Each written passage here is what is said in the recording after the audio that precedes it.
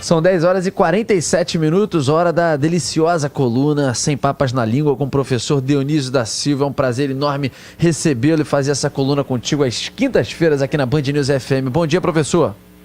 Bom dia, alemão querido, bom dia, Maíra, bom dia, ouvintes. O prazer é sempre meu, alemão. Quando chega a quinta-feira, hora de entrar no ar e ter cerca de 100 mil alunos nos ouvindo. Poxa. Alunos não, né? Ouvintes. Mas são alunos, tá certo. Dizem aprender muito conosco. Exatamente. Conosco não, com você. A gente é também um deles, né? Nós somos todos. Nós também aprendemos com eles, né, Rodolfo? Uns deles. Professor, 10h48. A pauta hoje ela é muito boa. Inclusive, ela já suscitou aqui a mensagem de uma ouvinte nossa. Eu vou começar então por esse nome.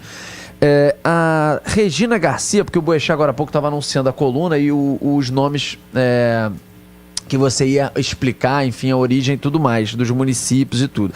E a Regina Garcia é professora de História, tem 68 anos e mora em Teresópolis. Ela disse, eu queria saber por que Teresópolis tem esse nome, já que Teresa Cristina de Bragança Orleans nunca pisou em Teresópolis. Ela ainda tem uma estátua no Vale do Sorriso. Não, no Vale do Soberbo, perdão. Em Teresópolis, e você tinha separado Teresópolis para falar pra gente. Se puder mudar a ordem, te agradeço pra gente começar contemplando a Regina, nossa ouvinte. Vamos atender a nossa querida ouvinte Regina e vamos responder isso, não é? Os descobridores, ao chegarem aqui no século XVI, e depois nas expedições seguintes, no comecinho do século XVI, o Brasil é descoberto em 22 de abril de 1500, então tinha começado o século XVI, eles tiveram uma grande dificuldade de dar nome aos lugares.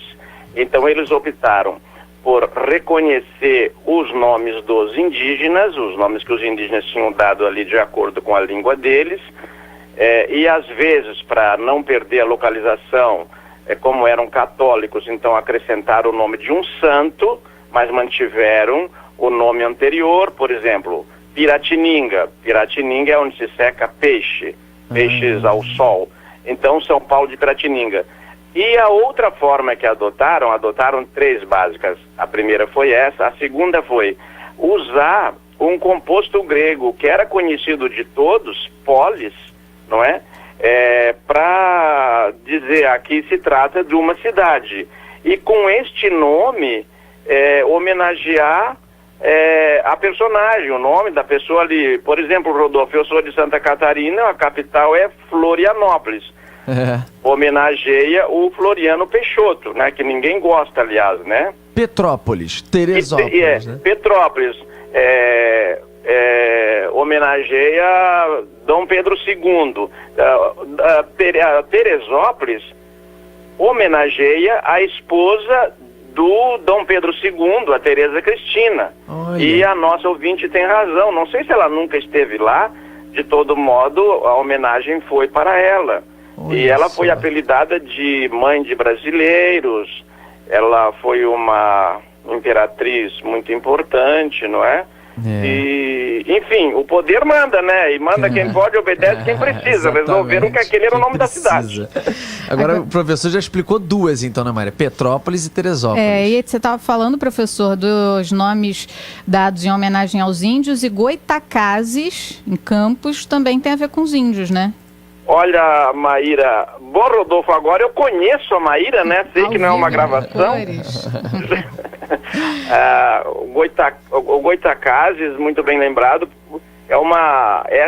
este é um dos nomes muito curiosos, porque ele altera a forma de o Brasil, de o português do Brasil, fazer o plural quando se trata do índio, porque o certo seria, para seguir a regra, a cidade chamar-se Goitacás e não Goitacazes, mas porque o nome da tribo é Goitacá. Mas quando escreveram as primeiras crônicas sobre a região, grafaram este nome em português tal como ouviram, e o índio chamava-se Goitacá porque Goita, naquela variação do tupi, quer dizer caminhar, e caá quer dizer mato, selva. Então é a pessoa que vive na selva. Como ele caminhava muito bem, eram os índios grandes e muito velozes, eles pegavam um veado correndo, sem feri-lo, às vezes pegando pelo pescoço. Essa é a referência que os cronistas fazem. Então deram este nome ali para Goitacás. Mas como acontece, qual é a regra para formar o plural em português? Terminou em S, por exemplo, lápis. Você não diz lápises, não é? Mas essa regra foi quebrada várias vezes. Ônibus. Ônibus, vai dizer ônibuses. Né? Agora, no caso de Goitacás, fizeram Goitacazes. E se consolidou assim, ninguém mais muda, né? Agora, eu vou ficar lá pertinho, então, já que a Maíra puxou Goitacazes de Campos, então vou falar de Quissamã, que está aqui na nossa lista também, um município para aquela região norte fluminense, né, o professor Dionísio? Isso. Rodolfo, este é um dos raros municípios brasileiros que tem nomes de origem de língua africana, e tem uma explicação. Primeiro porque o racismo brasileiro é muito forte e muito disfarçado, e está disfarçado, por exemplo, e não dá nome de personagem negro, de herói, a ninguém. É muito raro homenagear, e do século XVI até a abolição, em 1888, a abolição final, que se dá em 13 de maio, os nomes das localidades eram dados nomes de santos, né? Preferencialmente nomes de santos.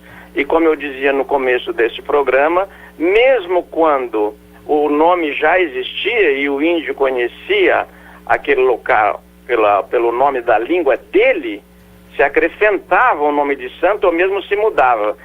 Quissamã, quando eles chegaram no século XVII, na primeira metade, quando chegaram nessa localidade, os conquistadores, eles encontraram um negro entre os índios, e eles acharam aquilo muito esquisito e perguntaram para o índio para o negro de onde ele era. E ele, que era um escravo fugidio, tinha fugido dos maus tratos, ele disse: eu sou de Quissamã. E eles entenderam Quissamã, porque ele deve ter feito, ele pronunciar sílaba por sílaba. Acontece isso, né? De onde? Quissamã. Então ele botou Quissamã, mas era Quissamã. Quissamã é de um dialeto falado em Angola, mas um dialeto, uma variante de uma língua chamada Kikongo, que quer dizer cesto para você carregar as coisas, e também cesto para você carregar oferendas, porque tem um deus, uma deidade africana com nome semelhante. E essa é a origem de Quissamã. Para seguir nessas explicações, professor, no interior do estado, Araruama. Pois é, Araruama é a terra do meu dentista, que vai todo dia lá e diz que é muito bom a gente ficar por lá. Tem umas águas ali, não é?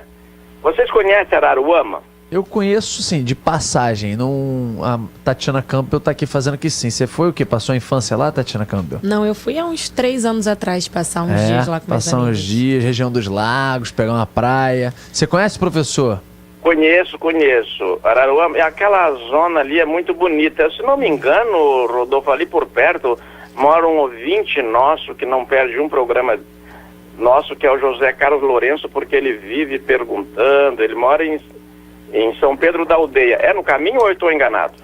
É ali perto. São Pedro da Aldeia, sim. Depois. É um pouco depois, Logo depois de Nova York, você dobra a esquerda, passa em Londres. Mas também é banhado pela lagoa de Araruama, delicados, né? Comigo, né? Tanto São Pedro da Aldeia quanto Araruama, aí você está falando, né? Exatamente. Então, Araruama, de todo modo, ele veio do Tupi. Nós já temos uma parte da palavra de Araruama que é muito conhecida, em qualquer zoológico tem, que é arara, né? E como ali era um lugar que havia, onde as araras vinham muito beber água, não sei se ainda vem, então ela se formou, essa palavra, com as devidas alterações, de arara, que é este pássaro, e esse I grafado com Y pelo português, que aqui foi grafado com U no nome da cidade, porque esse Y às vezes é grafado com U, porque as pessoas tinham mais digamos assim, intimidade com o grego, naturalmente, quando ele é equivalente, então, e não conheciam nada de tupi, e então ficou assim, arara e uaba. E como não pronunciaram essa variante, mudar o B de bola em P de porta ou em M de Maria é muito frequente, então em vez de dizer Arariuaba, escreveram, grafaram Ararauama. Resumindo, Rodolfo e Maíra, para a gente concluir, queria dar o exemplo do próprio Rio de Janeiro, né? Que a pessoa escreveu Ria, porque Ria era um braço de mar, era uma baía. O outro que foi copiar achou que o cara tinha errado, que aquela perninha do não podia ser A, e botou Rio, porque todos os topônimos que eram semelhantes a isso era o Rio, passou a chamar também Rio de Janeiro em vez de Ria de Janeiro. Mas quem deu o nome, navegador experiente, sabia que era água doce, que não era água doce, que era água salgada, que era mar, e viu aquele acidente, chamou de Ria de Janeiro. Foi a cópia que transformou o nosso estado em Rio de Janeiro. O cara arrumou errado. Arrumou errado e deu nisso. Professor, tem muitos ouvintes aqui interagindo, né? Essa é uma pauta muito legal, é uma pauta que, né, as pessoas moram, visitam os lugares, então acaba realmente proporcionando uma interação muito bacana com os ouvintes. E até porque a pauta está muito grande e... Tem muitos nomes, além das expressões e provérbios, e tem muitas outras sugestões. Queria sugerir, né, sugerir para que semana que vem, até para o Boechat também tá presente, a gente voltar nesse tema dos nomes. Voltamos. E finalizar hoje com, já que você estava falando desse nome, do Rio de Janeiro e tudo mais, da chegada aqui dos portugueses, perguntar sobre Guanabara, né, da nossa Baía de Guanabara. Ela já lá atrás já foi... colocada, enfim, já foi nominada de Baía de Guanabara? Sim, porque os índios davam os nomes de acordo com palavras já conhecidas. Então, Guanabara quer dizer uma bacia grande. Então, Guaná, no tupi, quer dizer bacia grande. E Pará, com P de porta, é água. Tanto que tem tanto nome com esse composto Pará, né? Que quer dizer água, começar por Pará, lá, capital Belém.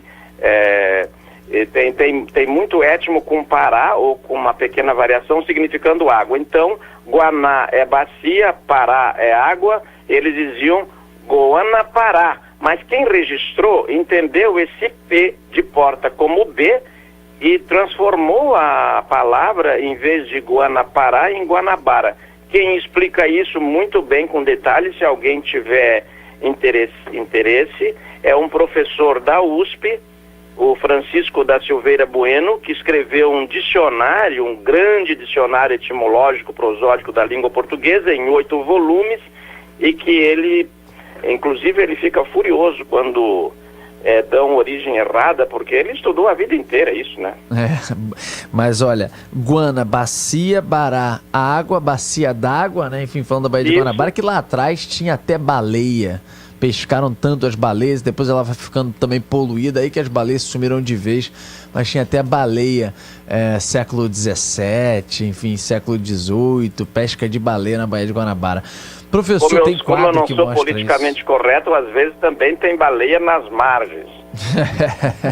Professor Dionísio, 11:01, expressões e provérbios. Prata da casa, a gente tem um monte de prata da casa aqui na Band News FM, tem um monte de gente criada aqui, que é prata da casa, que foi ficando. De onde que veio isso? Prata da casa, para denominar aquela pessoa que foi criada ali, que criou raiz, né? Que surgiu, cresceu, enfim, né? Que foi criada naquele ambiente. É que a prata da casa, no período colonial, desde Portugal, ele representava, assim, o último recurso quando não tinha mais moeda, não tinha dinheiro, não havia mais nenhuma riqueza doméstica, e porque quando ainda não havia esse tráfico fortíssimo, né, de ouro e prata para Portugal, para a Península Ibérica, porque os espanhóis também levaram muito, você recorria então à prata da casa, antes que você tivesse que recorrer ao ouro. Quando você recorresse ao ouro da casa para saldar suas dívidas, resolver seus problemas, a situação realmente estava muito difícil. Mas quando recorria à prata da casa, já estava também sinal amarelo, não é? Porque no começo, Rodolfo, se dava a barba em garantia de um negócio, é o chamado fio de bigode. Eu fiz um negócio no fio de bigode.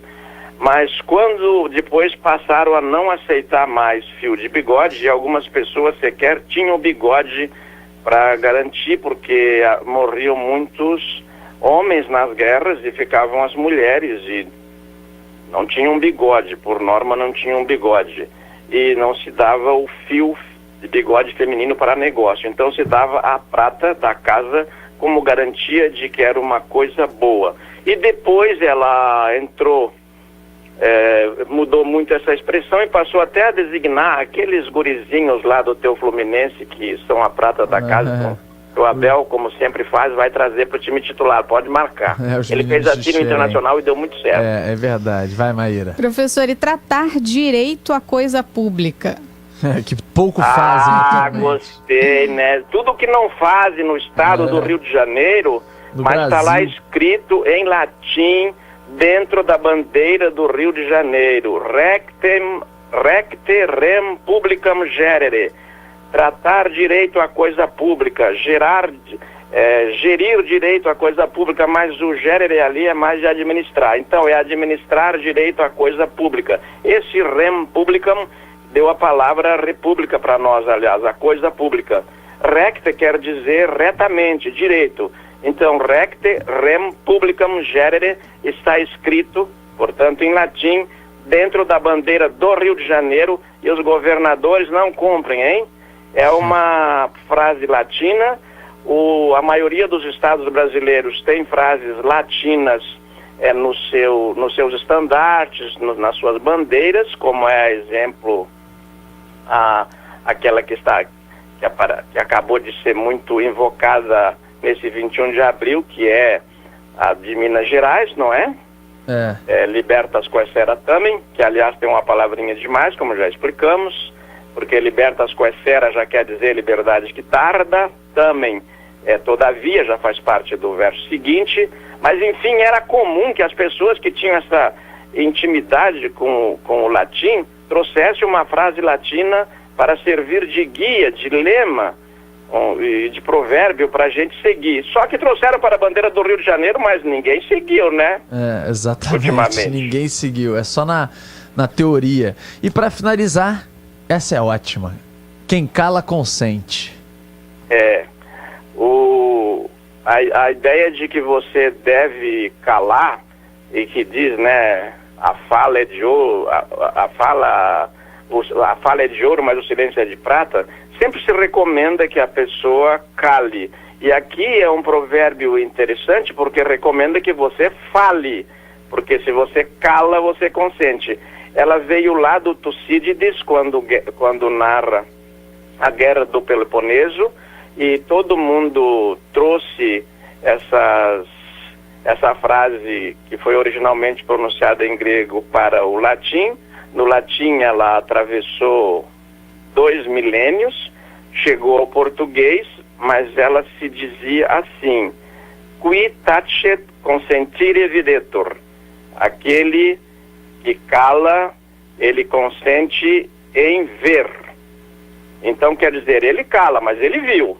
Que foi o que aconteceu muito nessa operação asfixia hoje. Eu acho que esses caras da Polícia Federal são uns humoristas, viu, Rodolfo? Eu adoro os nomes deles, Porque a asfixia quer dizer bater antes de enforcar, é bater. Porque esfizo em grego é bater com força. E é não bater. Então você pega, mas não bate, você só asfixia. Não bate com muita força. É verdade. É impressionante. Mas enfim, bom. Ficando no provérbio, é esse, Rodolfo e Maíra. Professor. Quitatit consentire videtur, quem cala consente. Professor querido, Maíra anotou aqui os que a gente não falou hoje, outros que mandaram, tá aqui a Tatiana Campos. Muita sugestão. Hoje a coluna bombou. Olha que legal quando a gente realmente vai na vida da pessoa ali, no dia a dia dela, na palavra que ela usa, onde ela mora, nome de bairro, enfim. O que realmente está ligado ali intrinsecamente à rotina, né? E é o que a gente vai fazer na coluna da semana que vem com o Boechat já com a gente, pra gente explorar um pouco mais do brilhantismo, da inteligência do nosso professor Dionísio. Grande professor, um beijo pra você, até quinta que vem. Muito obrigado, Rodolfo. Um beijo para você, para Maíra, e um grande abraço a todos os nossos ouvintes. Eles são a alegria dos nossos dias. Um grande abraço. Verdade, grande abraço. 11 horas